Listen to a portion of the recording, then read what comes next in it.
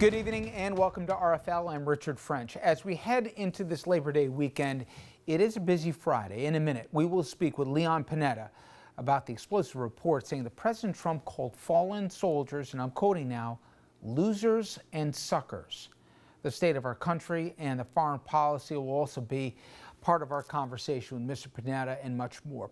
I should remind you that Panetta was one of the most impressive resumes when it comes to Washington. He was former defense secretary. He ran the CIA. He was chief of staff in the White House. So perfect guy to discuss and also provide context. But first, a disturbing update when it comes to the state of COVID. A new model from the widely respected Institute for Health at the University of Washington shows the death toll from the virus could top 410,000 Americans by January 1st, meaning an additional 225,000 deaths in this country just by the beginning of next year, and it gets worse. If we get rid of all mitigation efforts like social distancing and, yes, wearing masks, an additional 200,000 Americans could die.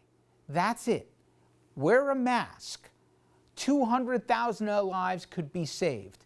Now, I want you to consider that as you listen to what the president said at a rally just last night, shaming Joe Biden for wearing a mask. Did you ever see a man that likes a mask as much as him? And then he makes a speech and he always has it, not always, but a lot of times he has it hanging down because you know what? It gives him a feeling of security. If I were a psychiatrist, right? No, I'd say this guy's got some big issues hanging down. In addition, we've been telling you about how the FDA is fast-tracking a vaccine. We all want a vaccine, but is there politics involved? The president's saying we could have one by, coincidentally, Election Day. A lot of people are concerned in the medical and scientific community that it's not going through all the protocols, and apparently the general public shares some of those concerns. New polls show that 2 out of 3 Americans say they will not get the shot when it is first available. I should tell you that number way up from numbers we've seen previously, where just not too many months ago, more than 70-some-odd% of Americans would have taken the vaccine. Now, we also have new numbers showing how voters feel about the unrest in this country. More than half say the president is making things worse. Only 1 in 10 say he's improving the situation. And when you look at the race overall, it's more bad news for President Trump. A new CNN poll has Joe Biden up 8 points here. And on Labor Day, this Monday, we will dedicate our entire hour to voting in America. Not the state of the polls here, but the challenges that we, the people, will face just to vote come Election Day. There are concerns, legitimate ones, that people either won't be allowed to vote here, they'll be purged from the rolls, or the ballots won't even be counted, as the president is doing everything he can to sow chaos, and he's talking about a rigged election if he doesn't win. Monday, we will discuss what could happen in the next 2 months and possibly not just Election Day, but beyond, how it all could play out, especially if the president decides to declare victory before all the ballots are counted. Now, though, we transition to our other top story. That Atlantic piece that I mentioned at the top of the program, it details what happened when President Trump visited France to commemorate the 100th anniversary of the end of World War I. The president canceling a trip to an American cemetery, saying it was raining and his helicopter wouldn't fly there and that it would take too long to drive and the Secret Service wouldn't do it, none of which was true. The weather did not stop other world leaders from attending the ceremony. Atlantic said it discovered the real reason for Trump skipping the visit. I'm going to now quote from the piece. Quote, Trump rejected the idea of a visit because he feared his hair would become disheveled in the rain and because he didn't believe it was important enough to honor American war dead, according to 4 people with firsthand knowledge of the discussion that day. In a conversation with senior staff members on the morning of the scheduled visit, Trump reportedly said, "Why should I go to that cemetery? It's filled with losers." In a separate conversation on the same trip, Trump referred to the more than 1,800 Marines who lost their lives as suckers for getting killed. Now, believe it or not, it arguably gets even worse. The piece describes the president's visit to Arlington Cemetery with his then Homeland Security Secretary, General John Kelly, who had a particular reason to be there that day. Kelly was there to pay his respects to his son, who was just killed in Afghanistan. And again, I quote from the piece. Trump, while standing by Robert Kelly's grave, turned directly to his father, General Kelly, and said, "I don't get it. What was in it for him?" Kelly, people close to him, said he thought Trump was making a ham-handed reference to the selflessness of America's all-volunteer force, but later he came to realize that Trump simply does not understand non-transactional life choices. Atlantic article also talks about the president discussing a military parade. Quote, Trump asked his staff not to include wounded veterans on grounds that spectators would feel uncomfortable in the presence of amputees. Nobody wants to see that, he said.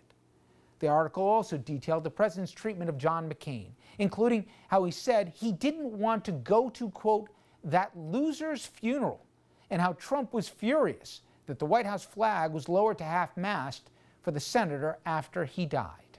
Last night, Trump, he sent a tweet, of course, denying that he ever called McCain a loser, but as they say, the tape does not lie. Take a listen to then-candidate Trump. I supported him. He lost. He let us down. But, you know, he lost. So I never liked him as much after that because I don't like losers. But Frank, let me get to it. He hit me. He's not a war hero. He's a war hero. He's a war hero. 5.5 years. He's a war hero because he was captured. I like people that weren't captured, okay? I hate to tell you. Just remind everyone that Donald Trump avoided his military service in Vietnam, the same war that John McCain was shot down and refused to be released early here because he wanted to stay with his troops in the Hanoi Hilton, which was where he was tortured in Vietnam, because Trump had bone spurs, mysterious serious bone spurs that never kept him from a day of golf. But I digress. It does seem interesting that members of the military, however, have taken notice of Trump's treatment of not just soldiers, but also even heroes like McCain. A new poll of active duty soldiers shows Biden with a 4-point lead over President Trump. And it's notable because 4 years ago, the very same poll was conducted from the Military Times, and it showed Donald Trump with a 19-point lead over then candidate Hillary Clinton. And with all that, I want to get to our first guest, Leon Panetta.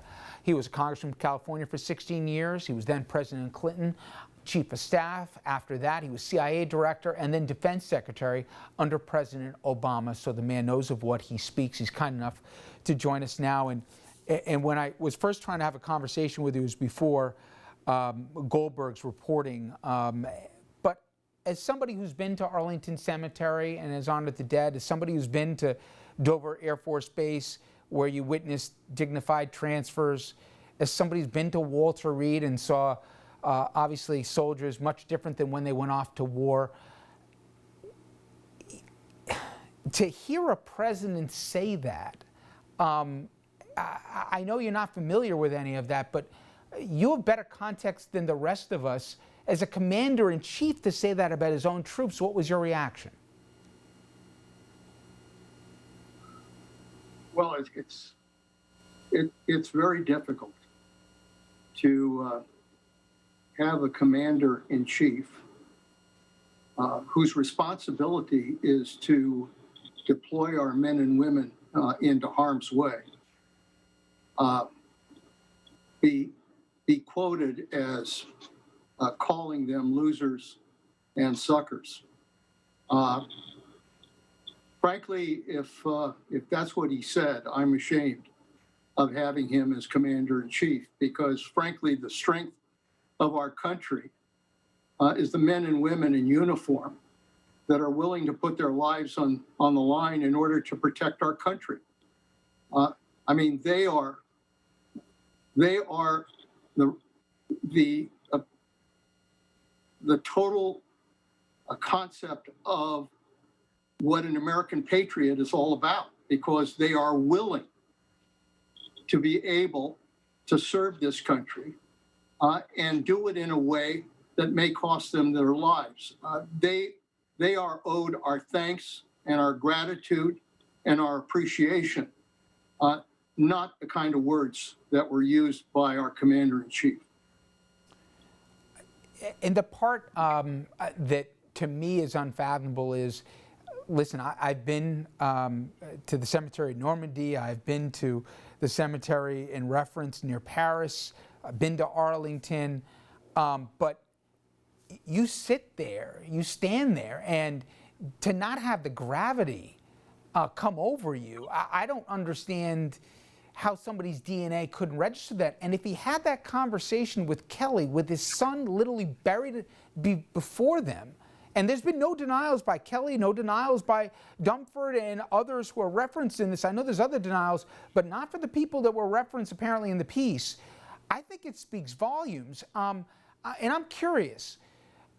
It puts them in a tough spot. But do you believe Generals Kelly and Dumford and Mattis for a different reason, McMaster's, do you think they need to speak up before November 3rd to let people know the man that has nuclear launch codes and can send young men and women off to fight for this country? Do they need to say what they saw behind closed doors? Well, obviously I have a lot of respect for all of them. They've served this country in uniform, and they know what service to country is all about. I'm going to leave it to them to decide whether they should speak out on something like this. I have respect for who they are, but I also believe that, as they themselves believe, our first loyalty in this country is to our Constitution and to our country, not to a president. This is a president who, frankly, really does not understand the meaning of courage, or of patriotism, or of sacrifice, or of duty to country, selfless duty to country. And those are all the values that I think we as Americans have appreciated going back to the founding of our republic, because we are a great country, because there have been men and women who have been willing to put their lives on the line for the United States of America. And it isn't a question of what's in it for them. The question he asked John Kelly. This is not about people that are serving for money or for glory or for self-advancement, the kind of qualities that the president is all about. I mean, it's always about him. It's always about, what's in it for him. Well, thank God that we have men and women across this country who are willing to serve this nation, not because of what's in it for them, but because they realize that it is their duty to country to be able to serve in order to protect our security. We're better than that. We are better than that. They are better than that. And thank God, I think ultimately the American people understand the nature of that sacrifice. They've had their sons and daughters go to war, and many of them have died. They understand what sacrifice is all about. And let me tell you something, the last thing these men and women in uniform are losers and suckers. They are heroes, American heroes. I mentioned the poll, Mr. Secretary, about where the military, active military, and again, these were officers, but still, as you know, they tend to skew more conservative politically, certainly than progressive even now. But more than just leaning to Biden and disapproving of the job the president's doing, I thought it was interesting that a majority and a healthy number of them support renaming military bases that were named after Confederate generals, support removing any semblance of Confederate flags from any military bases, support the idea of peaceful protest in this country, and consider a greater fear to this country white nationalists. If there's any semblance of hope that are coming out of this, for anybody who worries the president could use the military if he doesn't like the way the election goes, it doesn't seem the military is on board with this president. No, and it says a lot about the quality of people that we have who have served our country and are now serving our country in uniform. I could not be prouder of having served as Secretary of Defense and having seen these men and women up close in the battlefields of Iraq and Afghanistan, and thinking to myself, God bless these people because they are willing to put their lives on the line for this country, And wouldn't it be nice if we had some elected leaders like the President of the United States to maybe take a little bit of that same courage and be willing to sacrifice in order to do the right things for this country? That they are the symbol of what duty to country is all about. And I think the American people are in fact proud of them because they have the sense to know that if we're going to be strong in the military, we have to move forward. We have to be willing to have everyone serve in this country who wants to serve this country. We have to be willing to make changes about our bases and the future of where we're headed. They understand that.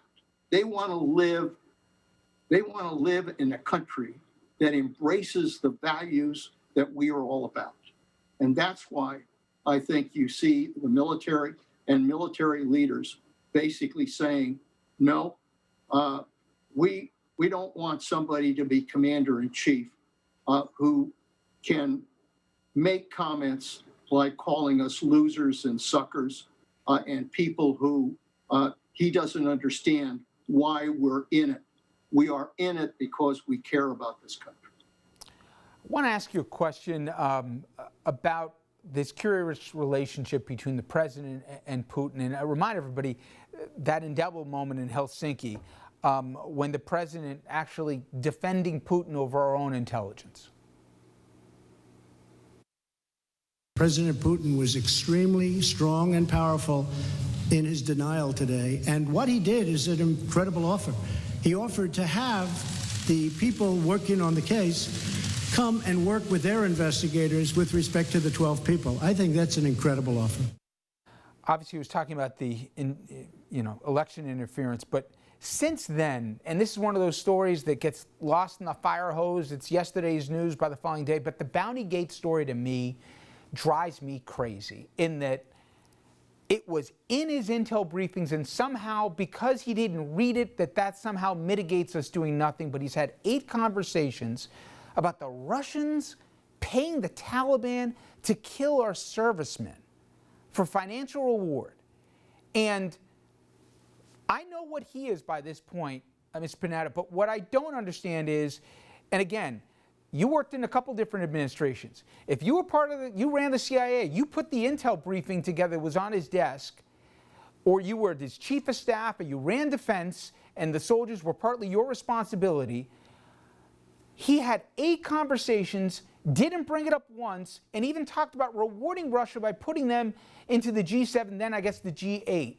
Tell me, in a normal administration, people will be standing on the desk screaming at the top of their lungs that we can't be rewarding people or paying to kill our soldiers by paying terrorists to do so. I've had the opportunity to serve in one capacity or another under 9 presidents, going back to Lyndon Johnson.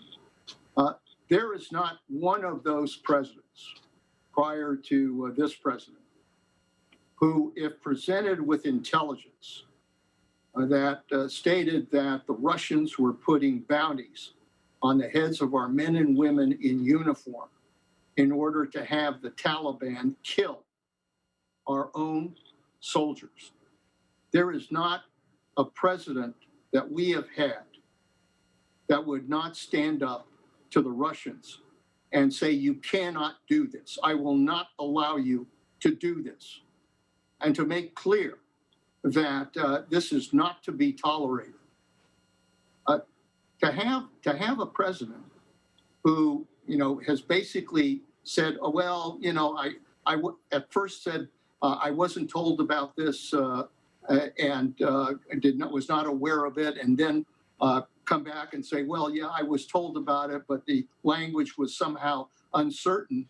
To use those excuses when we know that intelligence that comes in, that even with its uncertainties, if it is saying that an adversary like Russia is putting a bounty on the heads of our men and women in uniform, you respond to that. You take action on that. I can't imagine this president going to Dover to greet our loved ones, our dead loved ones coming back from Afghanistan who may have been killed by the Taliban, and then looking in the eyes of their loved ones, of their family, and somehow saying to them that he did nothing to protect their loved ones from getting killed. That is simply unacceptable, not just for a commander-in-chief, not just for a military commander. It's unacceptable for the President of the United States. And please stay with me, Secretary. When we come back, we're going to have more with Secretary Panetta. And when we come back, I'm going to ask him specifically about where this world could be and this country could be if Trump got 4 more years. And as we go to break, this is a spot from a group called Vote Vets. It goes directly after the president, specifically regarding his treatment of our soldiers. My son was the first person to die in combat under Donald Trump.